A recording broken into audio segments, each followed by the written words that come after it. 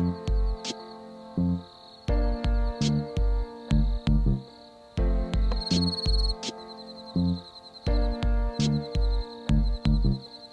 y'all. I'm Justin. And I'm Kim. Welcome to Cowboys Like Us, the podcast where we talk about Taylor Swift and her music. Yeehaw.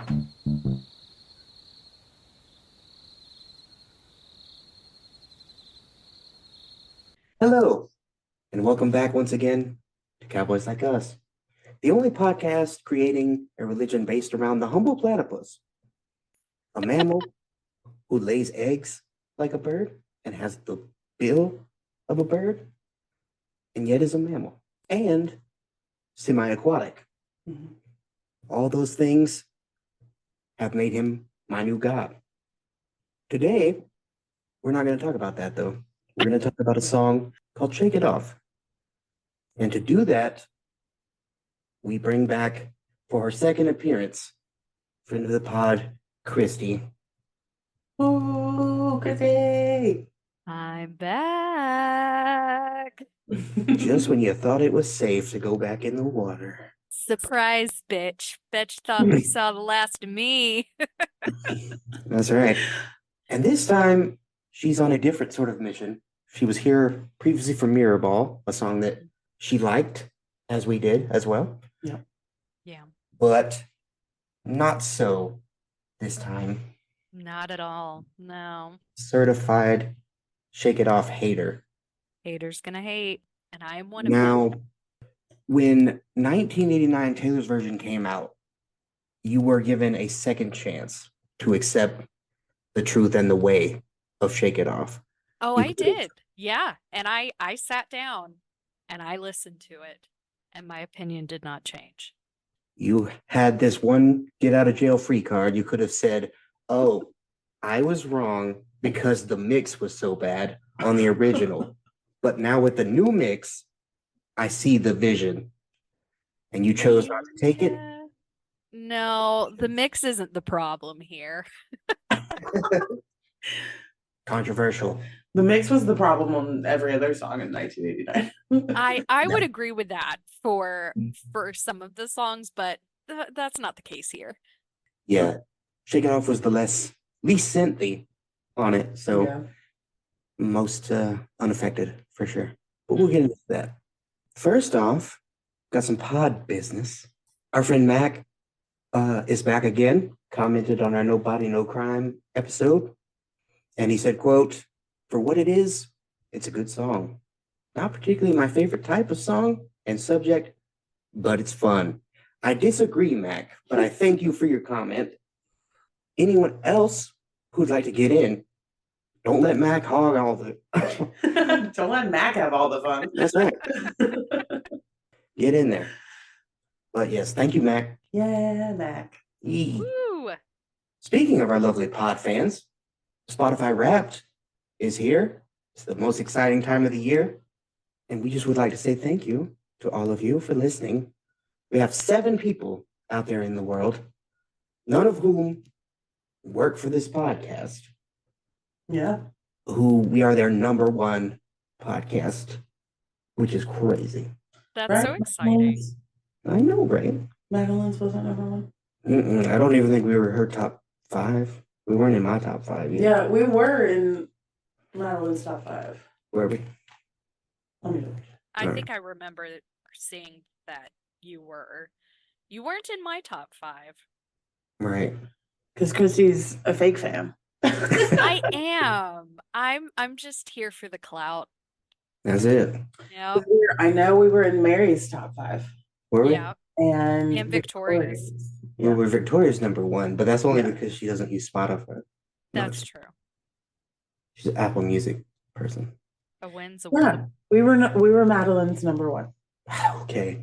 Well, that's Madeline then is one of our number 1 fans, as is Victoria, friend of the pod. But that still leaves 5 strangers. Yeah. And we thank you.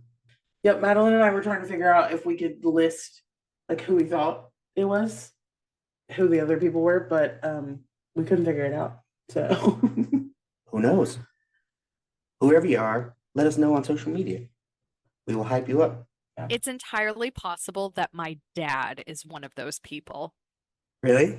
Yeah, because he does not use Spotify for podcasts, but Oh, he did listen to that episode that you just to were on. hear his precious little baby girl. So Oh, it's possible, but I'm not sure. Well, we stand a supportive dad. no, we do. Yeah.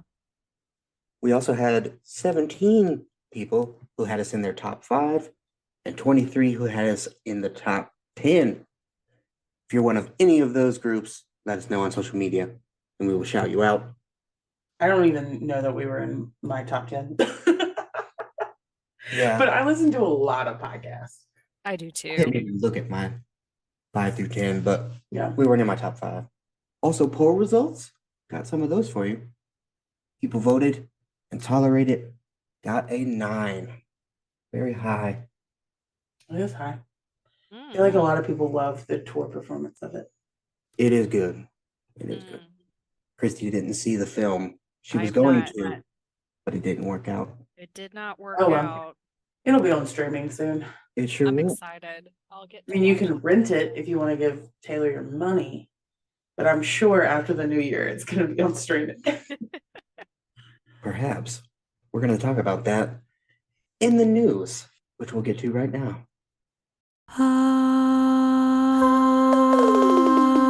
News from around the Taylorverse. First up, Beyonce's Renaissance movie had its premiere showing in Los Angeles. Beyonce had gone to Taylor's premiere in LA, but Taylor unfortunately could not reciprocate because she was actively performing her first Sao Paulo show at the time. But Taylor did go to the UK premiere in London, took pictures with Beyonce and with other people. It's a very interesting shot of Taylor and Blake Lively. Oh, yeah. Steamy. Both looking hot. Yep. I didn't see I was- Blake. I saw Taylor. She looks stunning, but I did not see Blake. Very sad. We posted a picture together. I think it might have been in the Instagram post that Taylor made Okay. of her with Beyonce in front of Oh. the poster.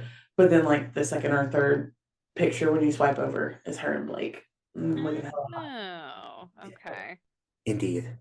By the time this episode is available for you to stream, the worldwide opening of Beyonce's film will have happened. It'll be in theaters near you. And I just want to preemptively say that there are going to be people out there trying to pit Beyonce and Taylor against one another. They're going to compare the films, how much money they make, which one's better, who's the, true queen of pop or whatever. And I just want to say, don't buy in. The world is big enough for 2 women to win at the same time, and it's fine. Mm-hmm. Amen. Fandom wars are nonsense. We're adults. We don't need to be doing all this. Yeah. Mm-hmm. Speaking of Sao Paulo, Taylor finished out her 2023 shows there. Night 1 and 2 went fine, although in night 2, Taylor wore a black suit jacket during her performance of The Man. And this caused the circus to come to town. Clowns were running amok, thinking that a rep announcement was imminent on night 3, but it didn't happen. Also, the black jacket has been a part of the normal rotation of the jackets, so y'all should have known. As the defender of the clowns, as one of the As the ringmaster. as one of Clown the queen. leaders of the clowns. Okay, the black suit jacket is not what made everybody think that Rep was coming. There was a million other things that made clowns think that Rep was going to be announced on the last night of tour. The black suit jacket just kind of threw us for a moment, but I too had that reaction of like the black jacket's normal. So I was waiting. If we got like a black fearless outfit after that, then we had some serious business on our hands, but we didn't. get anything other than the normal black jacket. So that was pretty much immediately written off as a fluke. But there were a million other signs that there was going to be a rep announcement on night 3. And I genuinely think that Taylor didn't announce it just to fuck with us. Maybe. The world may never know. Speaking of night 3, the family of Anna Benavides attended the show. They were in a VIP tent, and they had custom-made shirts with Anna's face on them. They took photos with Taylor at some point after the show, I think. Clowns were sure that the Rep TV announcement was coming all throughout the night. There were signs and portents around the internet, celebrities posting photographs wearing black clothing, which is not a thing famously that anyone has ever done before. So seemed a pretty clear sign, but it didn't happen. I have a question. Do you think that they were wearing black, like you said, because you were saying, because didn't like Selena Gomez post something in like black? Am I making that up? She did. She had sort of She a black did. Okay. boob So sweater. do you think Taylor told her to, or do you think they were excited about a potential rep announcement and they jumped on it and just assumed this is what Taylor does, so Right. we're just gonna assume this is correct. The curious thing about Selena was that she specifically posted when, on the day that 1989 Taylor's version was announced, she posted a picture of herself on her Instagram stories in a 1989 blue like outfit. And she had been at concerts that weekend and everything. So it was very obvious she was in on it. And then all of Taylor's backup dancers had been posting with blue hearts in the captions of their Instagram posts and tweets and stuff. So the same thing was happening leading up to this weekend. The dancers and the singers were posting with black hearts, and then Tree, Taylor's publicist, wore black to the concert. Taylor's mom was wearing black. Her dad was wearing black. Selena posted in like a black knit blazer, and then Travis wore black pre-game for his game that night. Oh, and Travis all these did people too. around Taylor are wearing black, like, but she was really clowning us more than anything. Yeah. Well, good for her Perhaps. having some fun. But in any case, the rep announcement did not come, and now Taylor has 2 months off before heading to Tokyo in February. No chance to announce at a concert until then, but she may announce it at some point. The new theory, because when one theory dies, another one is born. The new theory is that she's gonna announce on New Year's Day that, okay, no matter when she announces, we're getting Rep Taylor's version on February 16th, aka our anniversary. It's because she loves us. But 100%, like, this will be the ultimate worst case of clownery blowing up in our face. But like, even more than her announcing Rep on the last stop on the 2023 tour, is there evidence that we're getting Rep on 2/16. So she can either announce it on New Year's Day, she can announce it on January 12th, or she can announce it on like February something. It's like right before the 16th. So she can do a quick drop, or she can do about a month-long drop. But either way, we're getting it before she goes back on tour. We'll see. Or right when she goes back on tour. We will see. But for now, we move on to Eras Tour, the movie, which is soon to be available for rent on demand, starting on December 13th, Taylor Swift's birthday. Taylor Swift's birthday gift to the fans. Yep. It is the extended version.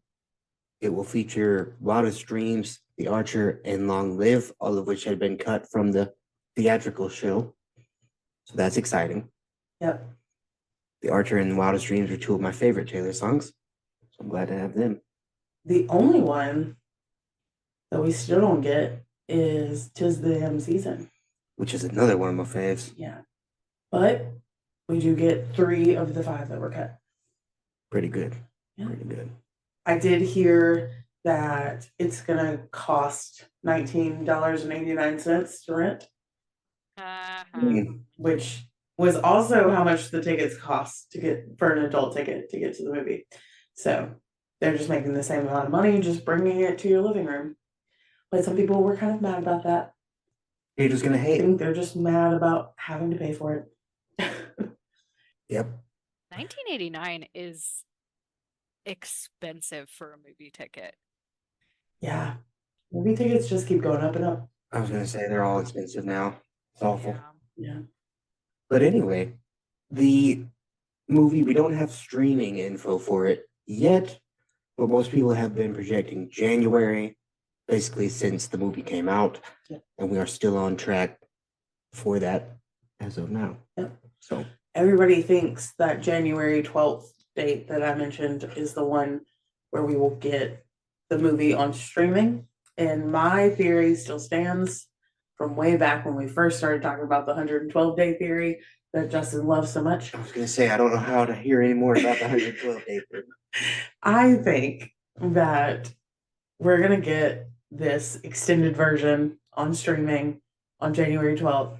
And at the very end, without having heard anything about Rep from Taylor, and then at the very end of the movie, like the credits will roll. And then when the screen goes black, there's going to be like a snake. Mm-hmm. And then it's going to say Reputation, Taylor's version, coming February 16th.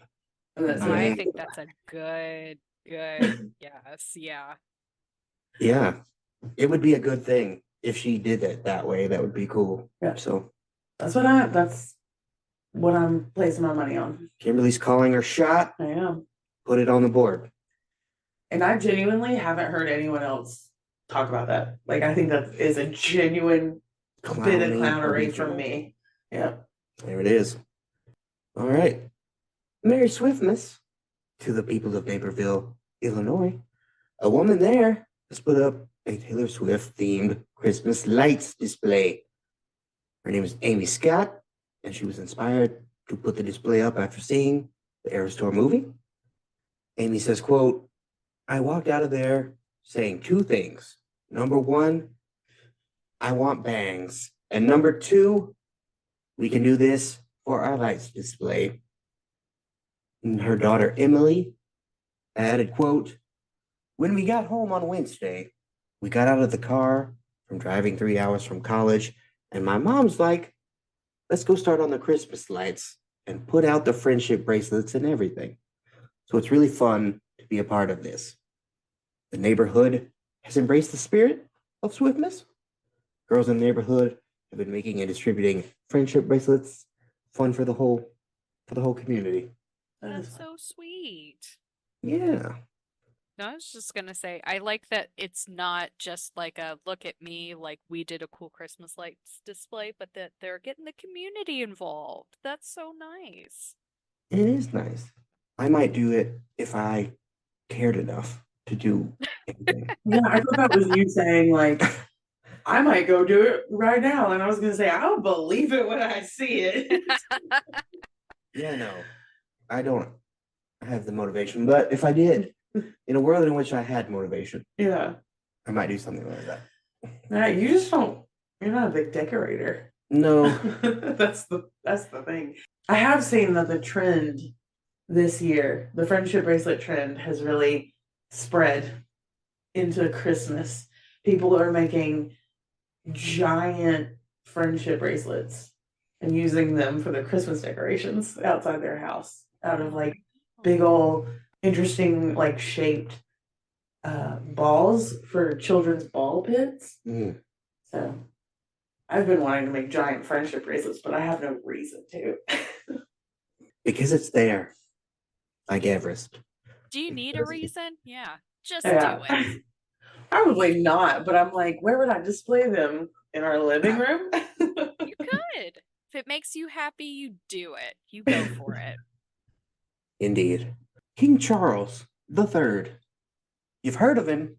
Do you like him? No, but you have heard of him.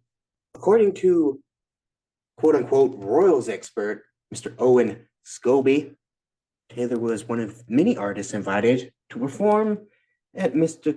King Charles III's coronation concert. But she declined as she was performing her second Nashville show that day. Also turning the king down, allegedly, according to Mr. Scobie, were Harry Styles, Adele, the Spice Girls, and Elton John, among others. Some of the ones who did perform, Katy Perry, Lionel Richie, etc. Alabama native. Whoop whoop. Yep. Speaking of highfalutin fancy folk, Taylor is going to be the subject of a course at Harvard in the spring. We've talked on this podcast before about some of the other Taylor-themed courses popping up at universities around the globe, but this is probably the highest level that she's got to thus far. Maybe it's the top. I don't know how it compares to Oxford or something, but this is going to be called Taylor Swift and Her World. It's going to be an English class taught by Professor Stephanie Burt. We'll talk about Taylor's lyrics in depth and also include readings that Burt thinks Taylor may have been inspired by, and it will attempt to wrestle with how Taylor and her success fits in with modern culture. Burt herself says, quote, Taylor Swift is a good way to think about what it's like to have a lot of eyes on you and to wonder what you do with your privilege. To look around and ask, I'm pretty ambitious and I got to this place when I was pretty young. What do I do next? What do I do with all this attention? I think that's very Harvard. I don't know enough about Harvard to know, but I take your word for it. You and Christy can go and take this English class, and I'll go take the sociology class about Taylor Swift. That's more of my alley. I don't think I could get into Harvard. That's what you're worried about. You just don't think you could get into Harvard. Yeah, that would be the biggest obstacle, I think. Yeah, I would agree with that. Not about you, about myself, but Yep, it's tough. I didn't even fly coming out of high school, although I thought about it just for the S's and G's. Right. Because you had to do like a personal essay and like a video component and all kind of crazy shit. And I was like, I ain't doing all that shit because I'm not going to Harvard even if I get in. Yeah, I learned about the Harvard application process through a little movie / musical you may have heard of called Legally Blonde. Heard of it? Seen it? The movie. Haven't seen the musical. Well, you're missing out. The musical is great. I enjoyed the film well enough. Speaking of love, we got there. Tell you this, we got an update for you. Mr. Travis Kelce, in his previous game, broke the 11,000 career receiving yard mark. He has hit this milestone faster than any tight end in the history of the NFL. And Taylor liked the Chiefs' post about it on X. Taylor then reportedly flew directly to Kansas City from Sao Paulo. Sources say that she and Travis are planning to spend most of the holidays together. ooh. Yeah. While she was in Kansas City, he was spotted in a Trader Joe's buying her ice cream. Kid. Oh. We assumed it was for her, but you know. It's our ice cream, babe. You know? Two becoming one. You love to see it. Also, Taylor reportedly has mapped out the next several months, figuring out time between Travis's games and her tour dates when they can get together. She's a very type A person, evidently. Yeah, that says Taylor has reportedly mapped out. Is he not putting in any work? Because I'll call Mama Kelsey. He better be doing some of the mapping. I mean, let's be real. If you and me were in this situation, you would do the entire thing, and I would not do You would anything. just say, yes, ma'am. That's it. Tell me where to be. That's how simple it can be. But how blown away would she be if he just said, I figured out some time where we can be together? She'd be like, "Sure you did, sweetie. That's cute. Let's put your little diagram here right up on the fridge, and we'll look at it all the time. But here's my spreadsheet that I've made." Yeah, right. Yeah. I feel like, well, I mean, I completely agree with the fact that it's always so nice when your partner comes to you and says, "Hey babe, I've got it all figured out." But in Travis Kelce's defense, his schedule is a little less packed and a little more predictable than Taylor's. That is true. Right. Yeah. He's not going to jet off to London to hang out with Beyonce on a whim. I think that's impressive, though. Like, she was in Kansas City, no one saw her leave, and then boom, she's in London. Yep.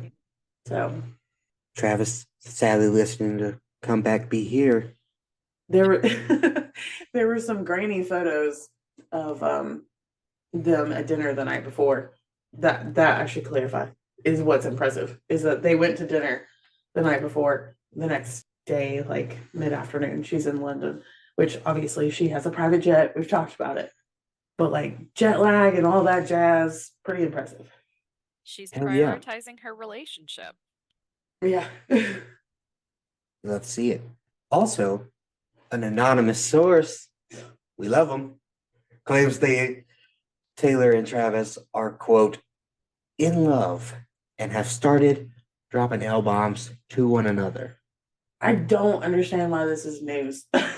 Not why we are talking about it, but why anyone, any source, any publication out there thinks that this is news. If they're in love, great. If they're not, stop speculating. If they're saying I love you, great for them, unless one of them is uncomfortable, and then that's a sad situation. But everybody says I love you at different rates, okay? Some people a lot faster than others. So I don't really know why we need to talk about it. And we being the collective society. Some people take that word very seriously. They don't just throw that thing around. Oh. I'm not speaking of myself, but some people do. Well, maybe so. But they shouldn't assume that others also do. Taylor and Travis might be real loose with the love. Maybe. The love word. Maybe that's a new Taylor Swift song, Loose with the Love. Loose with the love. Sounds steamy. It does, kind of. Yeah. Also, a seamstress from Kansas City, Miss Nancy Roth, has claimed to have received an order for customized Cincinnati Bearcat basketball jerseys. Allegedly, they are for Travis, Taylor, Jason, and two friends whose names we do not know. Travis chose his football number, 87, and the name Kelsey on it, obviously. And Taylor's jersey has 13 and Swift at the top. It is speculated by me that Tavis and Chums could be planning to attend the Cincinnati versus Kansas game in January. Lawrence, Kansas, home of the Jayhawks, one of the great programs in college basketball, is just 37 miles from Kansas City. Be a marquee game. That would make sense. And if one of those two friends isn't Kylie Kelsey, I got words for Jason. Yep. Where's Kylie at? Maybe she don't want to go. I don't know. Maybe. Wouldn't that be wild? We were in college Yeah. once upon a time. Yeah. We went to basketball games. Yeah. Or I did at least. Did you ever go to one? No, but I went to the arena one time. No, there you go. You go and then you're sitting there and then you look up across the way. Who do you see? Taylor Swift, Travis Kelce. Wouldn't that be something? No one would pay attention to the game. Nope. Yeah. If that had happened at the University of Alabama and I was in attendance, I would have shit my pants on site. Immediately. If I looked up and obviously they weren't dating at the time, but if I looked up back in 2015, 2016 and Taylor Swift was sitting courtside, I would absolutely pass out, shit my pants, piss my pants, all the things at one time. Charmed, I'm sure. Yeah, no, it would have been a lot to take in. That's for sure. Yeah. Taylor Swift is now the queen of Spotify, officially. Yeah. Recently named Spotify's top global artist for 2023. To celebrate, she finally made You're Losing Me available to stream. Hooray! And we're going to get into that a little bit more in a second. But first, just want to add that she had already been named Apple's 2023 Artist of the Year as well. So you can't get away from her. She's everywhere. And now let's get into the You're Losing Me drama a bit. So it has been assumed by me and most other people that song is about falling out of love slowly, gradually, heartbreakingly, one might say, with Mr. Joseph Alwyn. And there was a timeline of events, we thought, of their relationship and when they broke up, all of that. But Mr. Jack Antonoff posted a photograph of Taylor in a sweater eating sad girl walnuts.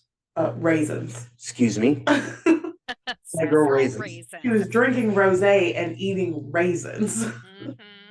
Yeah, you know you're down bad with rosé and raisins. Yeah. And this was from also, just for the record, the rosé is called Gaslighter Rosé. Oh. Interesting. And this photo was from a year or so before we thought they broke up. December 5th, 2021. Mm-hmm. Okay. Yeah. And we were informed that they were no longer together in April of 2023. Oh, wow. So more than a year. Yeah. Okay. Well, who knows what the timeline really was. But the thing took a little bit of a turn yesterday when a site called Deuxmoi chose to get messy. Mm-hmm. They're always messy. They are. For anyone who's not in the know, Deuxmoi is an Instagram account that posts celebrity gossip from our favorite anonymous sources. No one is quite sure who runs the account, but it's basically real life Gossip Girl. And they released a statement on Thursday claiming Taylor and Joe Alwyn had a secret marriage ceremony. They said, quote, "She did have a ceremony in either 2020 or 2021 in the UK, and it was described to me as a marriage by more than one person. It was never made legal. I will die on this hill. Put it on my tombstone. I have no reason to lie. I could give a shit what she does. I'm sorry she didn't tell you guys about it in a song, but just because she doesn't sing about something doesn't mean it didn't happen." Coming out of the gate pretty strong. Mm-hmm. Taylor's publicist and friend, Tree Payne, responded on X, saying, quote, "There was never a marriage or ceremony of any kind. This is an insane thing to post. It's time for you to be held accountable for the pain and trauma you cause with posts like these." Deuxmoi responded to the response, saying, quote, "Well, I make $0 from lying. Can publicists say the same? Also, to relate something that is in reference to something that happened years ago to pain and trauma after what just happened seems like a poor choice of words. Either way, I apologize to Taylor." Shots Here's fired. some Justin's thoughts. First of all, every dollar that Deuxmoi makes is from lying. Or, at the very least, if you want to give him the benefit of the doubt, off of spreading unverifiable information, rumors. That's their whole business model. So to try and take the high road here is bananas. Yes. So the day that we are recording this is the day that Tree's response and all of that came out. And this is the same thing, same exact thought I had. And when Madeline and I were talking about it, this is what I said, that Deuxmoi profits more than anyone off of lying. Honestly, more than Tree. Because Tree has other people she has to pay on Taylor's team. Taylor has other people to pay. Taylor's money goes a million different directions. So Deuxmoi profits more than anyone in this entire world from lying. So to say, I don't make money I from don't lying. make money lying, like that's just blatant lies. Yeah. Just nonsense. And second of all, the fact that they chose to stoop low enough to bring the death of Ana Benavides into this to try to deflect and say, how dare you use the words like trauma after a fan died or whatever, tells you everything about who they are. They're a sack of shit, the lowest thumb of society. Yeah, and trying to pretend like two traumas can exist at the same time. Right? Yeah. Trauma's not always going to be equal, and it's still trauma. Anyway. Finally, say what you will about Perez Hilton, and I have been critical of him on this very podcast. But I will say, he puts his own name and his face out there when he reports his crazy bullshit. He uses our favorite anonymous sources, most of which I think are his own ass, but he does put his name on it when he shares it. I am the one sharing this. So, congrats, Deuxmoi. You somehow have less courage and integrity than Perez Hilton. Good for you. Who'd have thought? I had to look up what Deuxmoi was while you guys were talking. I didn't know. I feel like it's one of those things that like either you know about it or you don't know about it in this day and age. I did not know about it. Yeah, I don't even remember how I came across Deuxmoi. I think it was like on TikTok, or one of the podcasts I listened to started referencing it, and I was like, "What is this?" And now I see them everywhere. Yeah. I only know about it because research for this podcast, because you know they're in that sphere. They have 2 million followers on Instagram. I can see that. So they're not a small thing. Been around for a second. Yep. About a year or so now, I think. A little over than that, probably. Yeah, I think they started shortly before the pandemic as like a fashion blog, and then they pivoted at some point to celebrities. Big at the end of the pandemic, yeah. Yeah. But anyway, suck it, Deuxmoi. Go back to the hole you crawled out of. No one has time for your nonsense. And let's move on. Do you have any other news? Like normal, probably, but I don't remember right now. So we won't worry about it. Christy, do you have anything? Oh, no, I do not have any Taylor Swift news. But thank you for asking. Yeah, it's been a minute since we've had you on. I don't know if you had anything, but okay.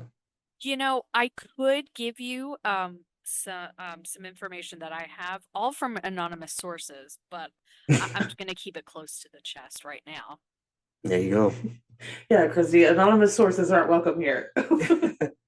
Anonymous sources report Taylor Swift is a reptilian. You heard it here first. Yeah. Let's move on to Chart Watch, shall we?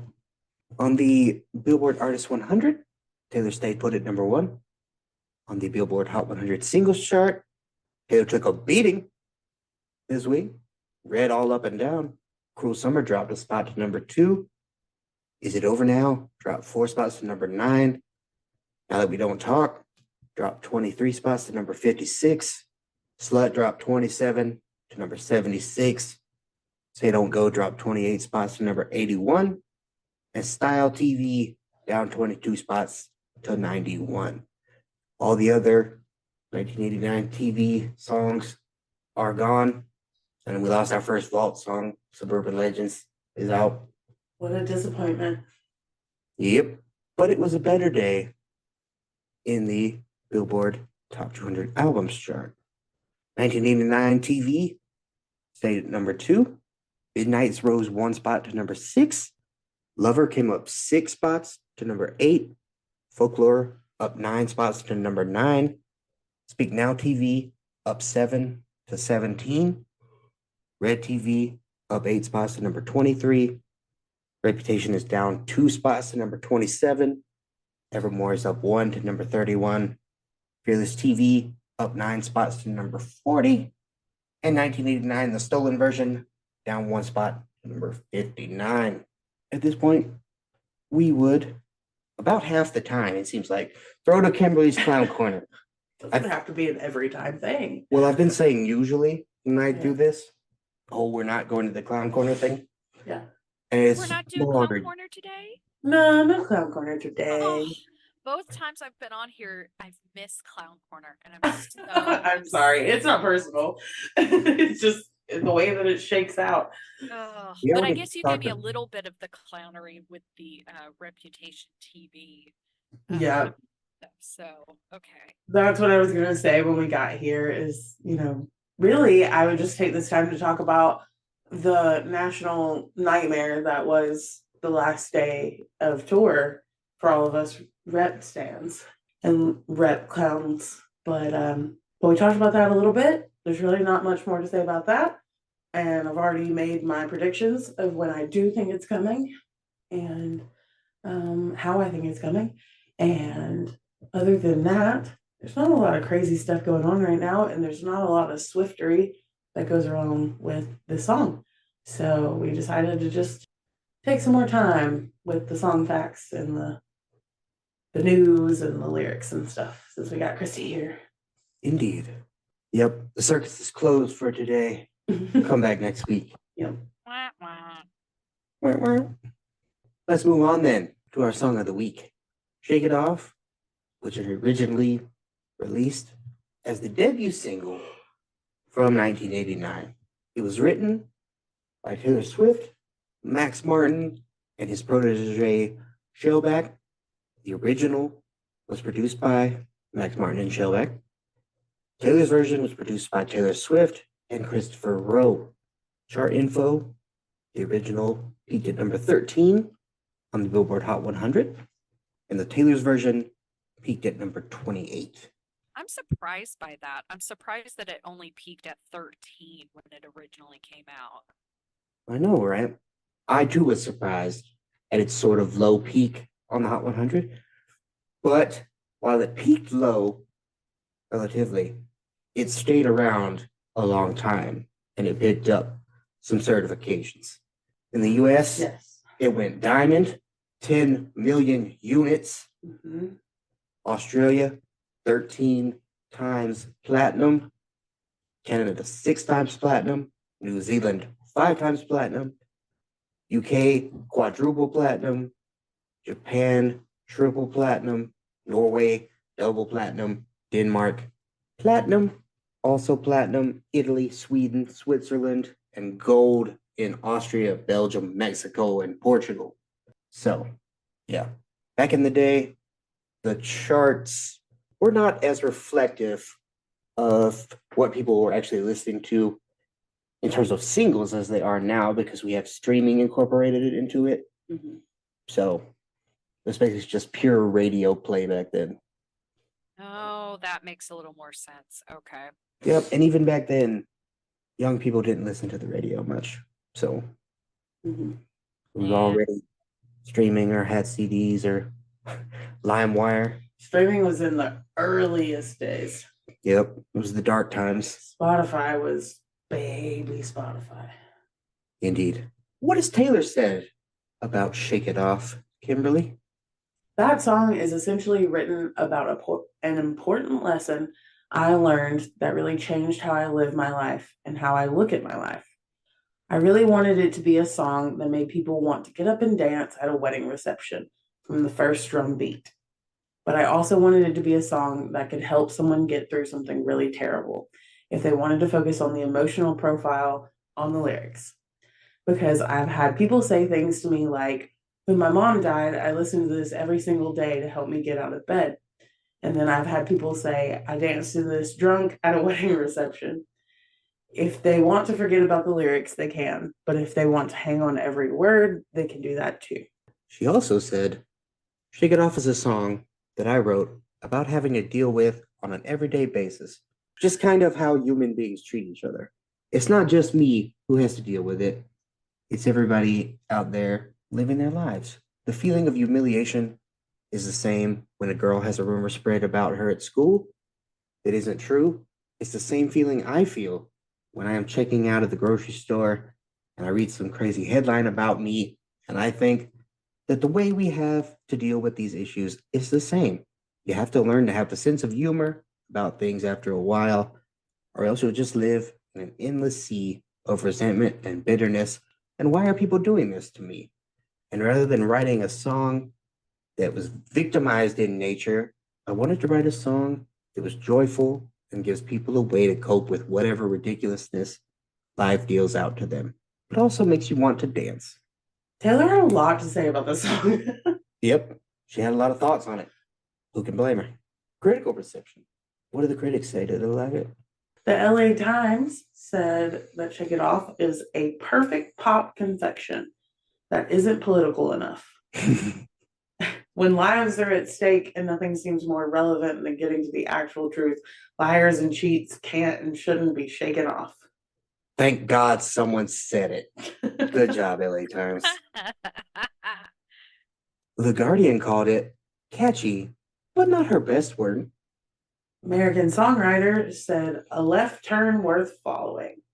Billboard said Swift proves why she belongs among pop's queen bees. This song sounds like a surefire hit. Spin said skronky neo soul swing.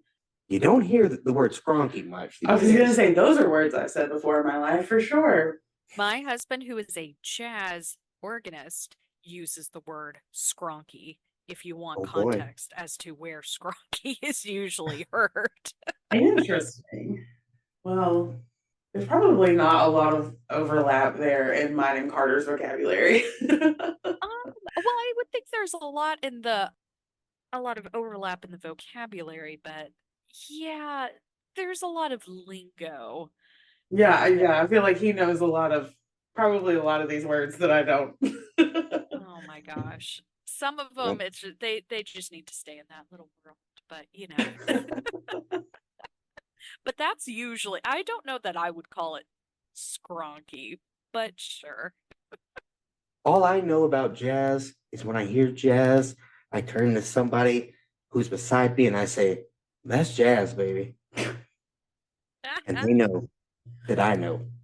That, yeah, you can identify jazz. Indeed. Yeah. Vulture said the bridge of Shake It Off is, quote, the worst 24 seconds of the entire 1989 album. I second that. Paste called it the worst song from 1989. I too second that one. There it is. I was waiting. That might be a possibility. Someone has to be. Yes. Something has to be. Something has to be the worst song. So Shake It Off might be the worst song. I wouldn't say it is for me, but we'll get to that. What about the fans? Did they give a shit? Rob Sheffield Big boy Rob ranked it number 125 out of all of Taylor Swift songs. He called it a clever transitional single. Great verses, grabby chorus, pithy lyrics, with a shout out to her obvious inspiration, Robin's Dancing on My Own. Indeed. And r/Taylor Swift in their 1989 Deluxe Survivor. The Taylor's version Survivor hasn't finished yet, but in the Deluxe, Shake It Off finished 11th out of 16 tracks on 1989. So not the worst, but definitely in the back half. That's interesting. I would be curious to know what they thought the other worst songs were. I would too, but I didn't think to record it. Yeah, I mean, that's fine.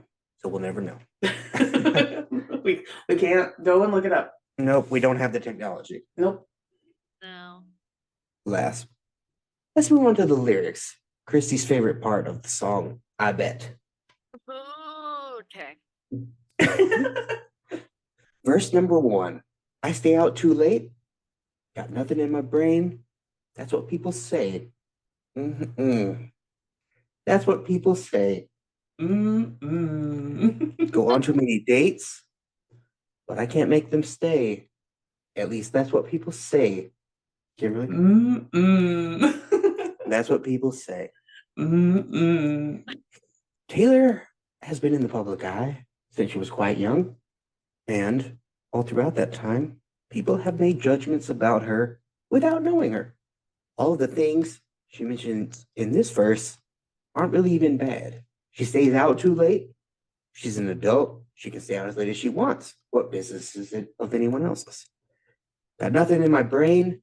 Well, that's just not true.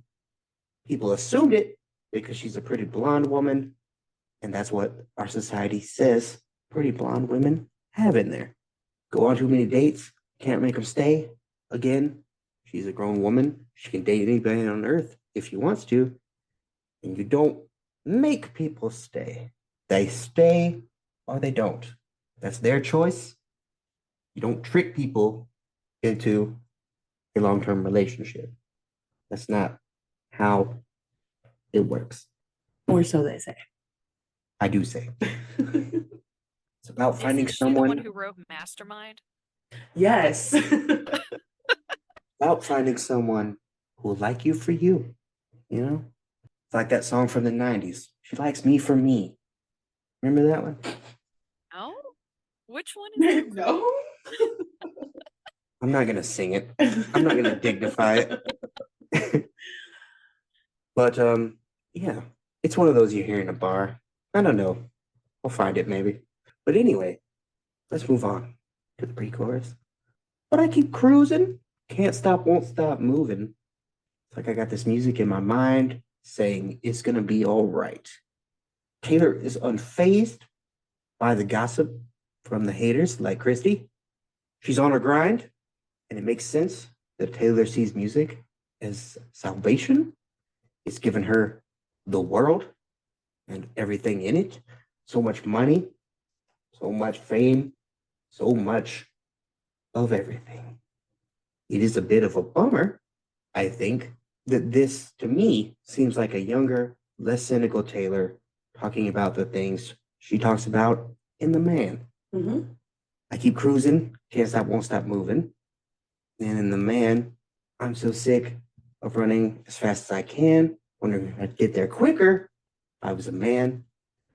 Taylor still to this day can't stop, won't stop, but she's grown angry that she isn't allowed to stop without potentially losing everything she's worked so hard for. Patriarchy. I don't have a joke for it. Anyway. Yeah, when I heard The Man for the first time, one of my first thoughts was like, this is grown up. Shake it off. Yeah. The world beats you down. Yeah. Shake it off 5 years later.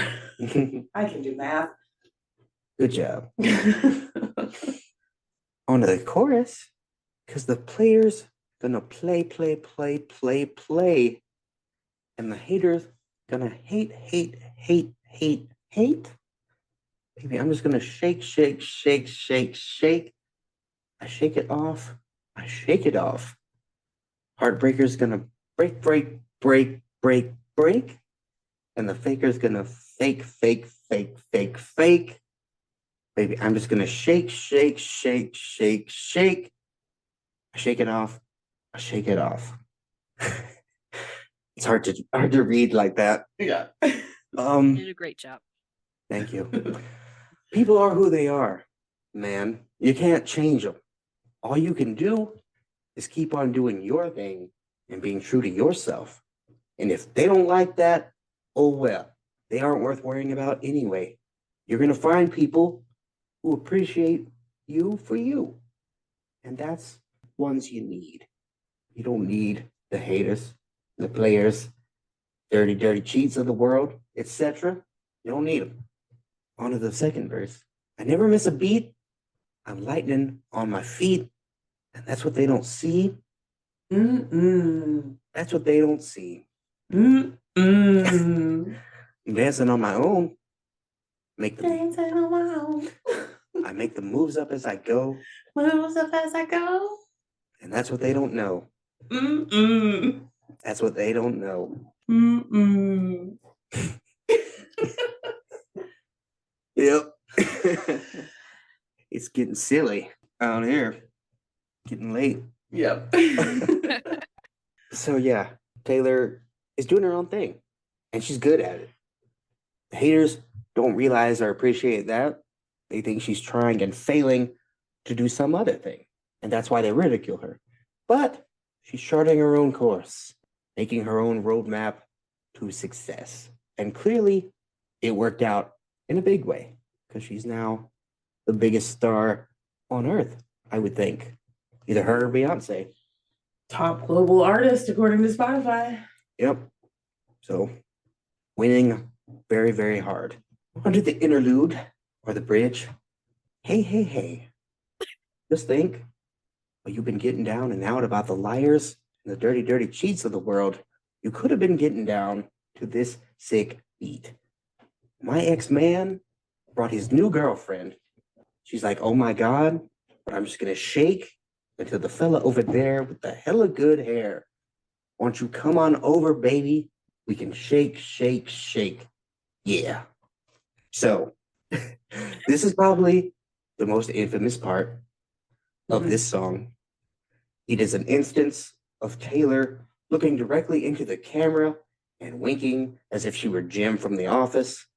It's a move she tried even harder and more aggressively on me, and again met with a lot of backlash for.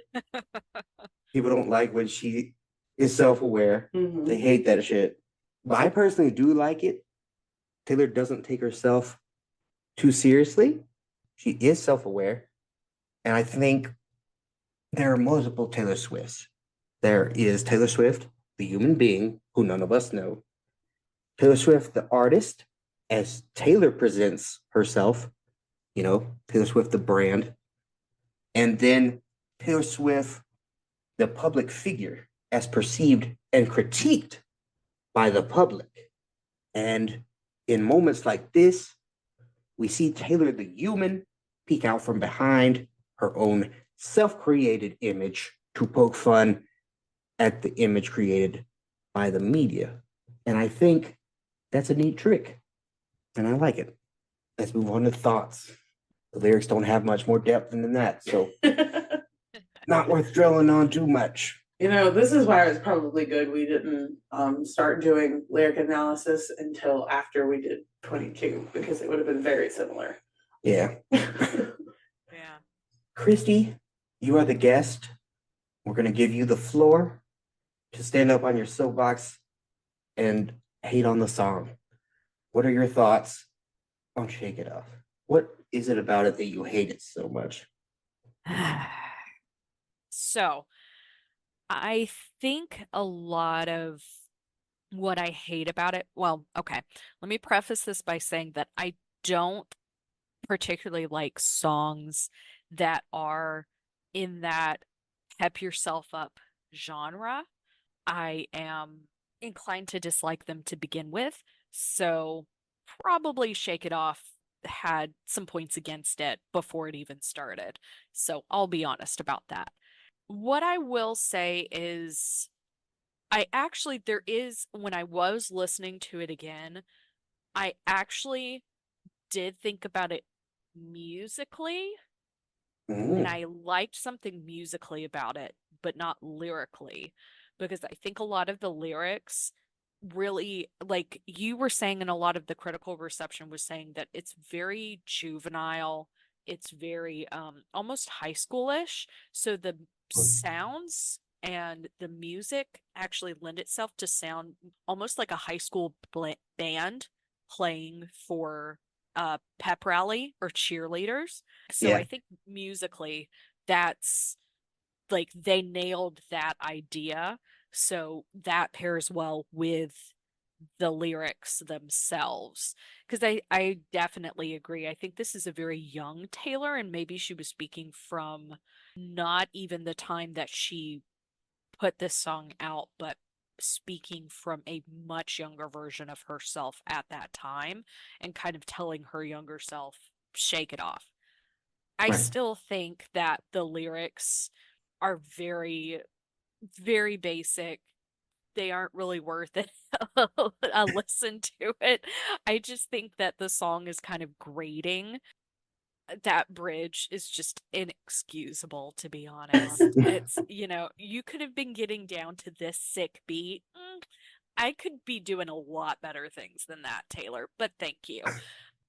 But yeah, I personally don't think it's one of her better songs. And I think some of that also is because she's shown us that she lyrically is very talented and can really delve deep into her emotions. And this is just, it's not even surface level, it's just hovering above surface level. So it's almost anti what we expect from Taylor. So I just, all around, it doesn't give me anything at all to like about it. So those are my thoughts about it. Damn. Coming out strong. Thanks. What do you think? What do you want me to go next? No, I'll say my thoughts. I'm sorry. I was just starting to think about how to formulate what was actually on my brain, which was You've got nothing on your brain. I know, right? Chrissy, you started listening to Taylor with mostly folklore, right? Yeah, that's when well, I mean, I would listen to her. I listened to some of 1989. Like, I liked Blank Space, Wildest Dreams, and Out of the Woods, but I wasn't like a huge fan of the whole album. But yeah, with Right. Folklore and Evermore, I really listened to the entire thing and really like listened over and over and over again.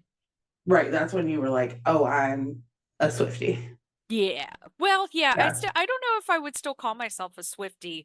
I don't know if I've earned that name, but I do definitely like her music, and I appreciate her as a performer and just a person. I think she's really talented, and I just like her. So there you go. Yeah. You're doing the thing I do when I talk about feminism and what it means to be a feminist. Oh, well, yeah, I agree with the things feminists say, but as a man, can you be a feminist or are you just an ally? I appreciate the feminists and what they do.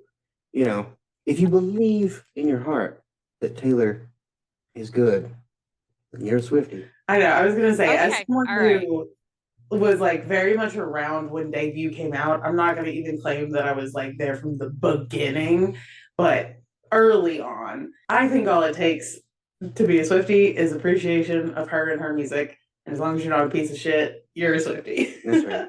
Okay, You're a okay. Swiftie. I But felt like everybody I just comes, hadn't yeah. earned the title. Okay, No, cool. you're fine. Everybody comes into being a Swiftie at different points. Some people it was the nights, some people it's the re-records, some people it was a lot longer ago. So all I was gonna say is, as someone who, if I tried to put myself into someone's shoes who started really listening to Taylor in the Folklore Evermore era and not before that, Shake It Off would not make any sense. It would be so out of left field. It's not even funny. But I think when Shake It Off came out, it was very predictable of her at the time because she had basically had one song from each album that was exactly like that. Like You Belong With Me and what would be the one from Speak Now? I guess maybe Speak Now or Sparks Fly or Mine even. And then We Are Never Getting Back Together or 22. So she's kind of put out songs before Shake It Off that kind of led up to Shake It Off. But if you listen to her stuff now and then you go back, you're like, this is the same person? How? Mhm. For me personally, though, Shake It Off, the debut of Shake It Off and its music video has been forever scarred into my brain for many personal reasons. Like to the point where when the music video dropped for Shake It Off, I remember where I was, what I was doing, the smell of the air, who I was with, all of my immediate reactions and emotions at the time. And for a song that I have such a strong mental and emotional tie to, the radio absolutely ruined it. What should have been just a genuine, fun pop song that put the haters on blast and let Taylor Swift tell her side of the story has become a major skip for me because no one will give this song a rest. I know she specifically said that's what she wanted. She wanted people to dance to it at weddings. But at every wedding you go to for the rest of forever, like it won't die. yeah. And I do enjoy that this is a song that a lot of kids get attached to, and it's kind of their intro to Taylor. The gateway drug. Exactly. And it's an overall family friendly song, and you love to see that. But the radio in between the years of 2014 and 2016, and honestly still to this day, really ruined this song for me. Yeah, it was. Oh, I really? remember when it came out in 2014 when we were in Yeah. grad school, Justin, and I Yep. just remember hearing it over and over and over again. I agree with that. The radio just like they would not let it stop. Yeah. When we were in grad school and this song came out, and then, the record came out, 1989. This was during Taylor's Spotify strike when she pulled all her stuff off Spotify to protest the royalty rates. And so I went to Target and I got the 1989 Deluxe basically the week it came out because I wanted it. Because I was like, this song, Shake It Off. I think maybe we had Blank Space by then, by the time it came I out. think so. And Yeah. I was like, both these songs bang. This is going to be a banger record, and I want it. So I got it, and it did bang. Anyway, to bring it back to Shake It Off. Shake It Off is a great pop song. It's silly, and it's dumb, and it's fun. And I am not a person who needs more than that from a song sometimes. Listening to this song is like taking a ride on a jet ski. It doesn't do anything for you, doesn't make you a better person, doesn't make the world any better, but it's fun. You're having a good time, hopping waves and just vibing. And that's what I feel Fair. when I listen to this song.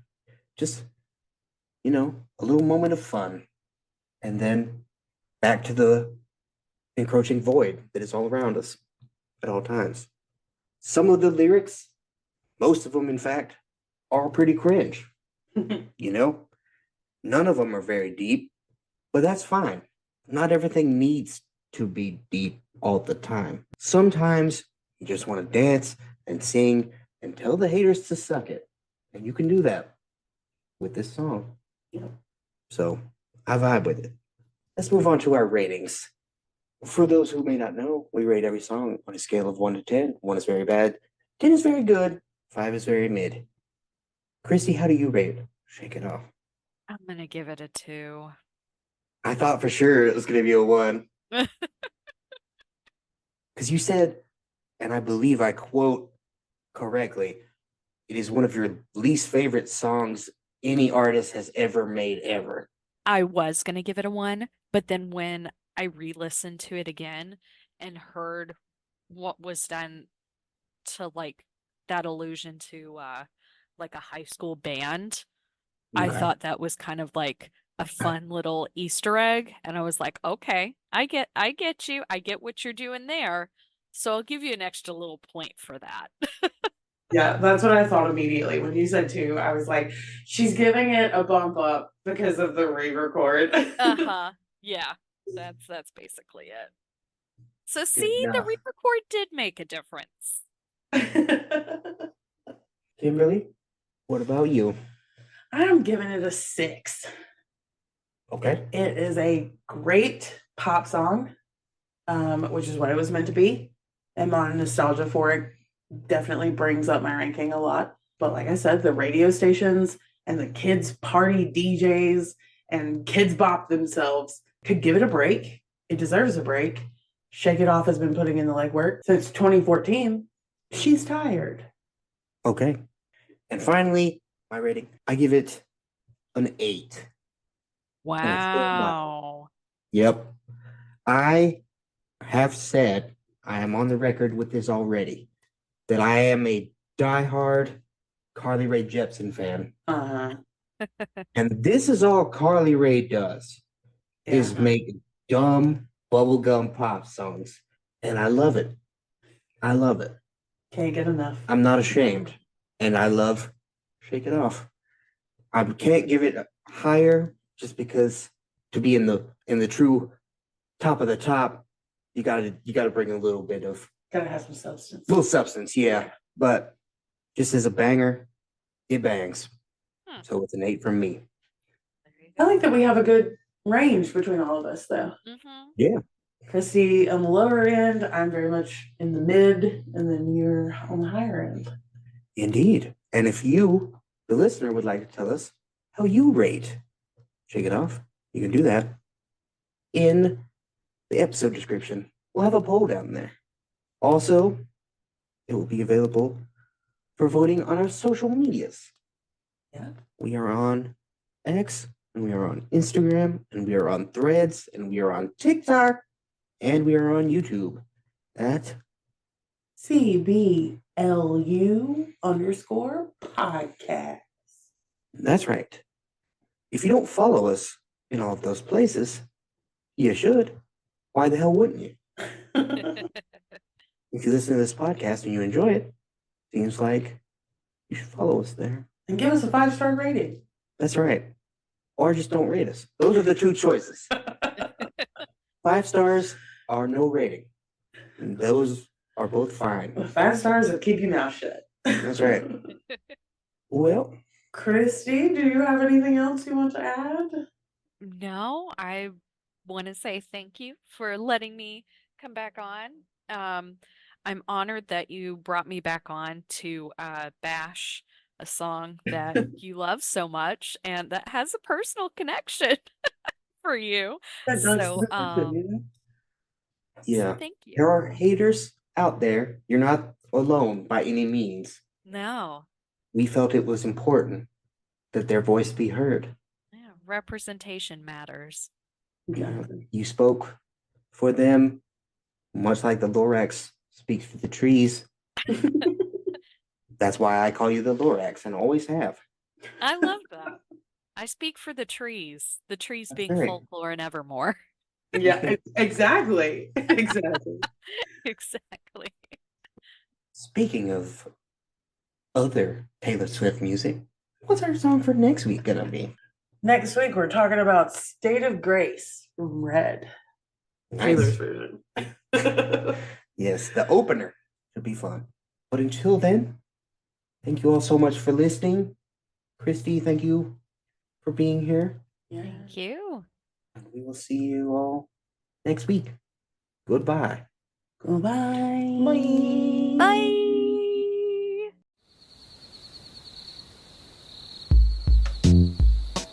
Pod Gremlin may be here. Thanks for listening to Cowboys Like Us. Follow us on all platforms at CBLU_podcast. You can find us on Instagram, X, the zombie Twitter, TikTok, and Threads. We're now posting our episodes on YouTube. Head over there and like and subscribe. All of these links can be found in our link tree in the episode description. Thanks for supporting the pod. Y'all come back now, you hear?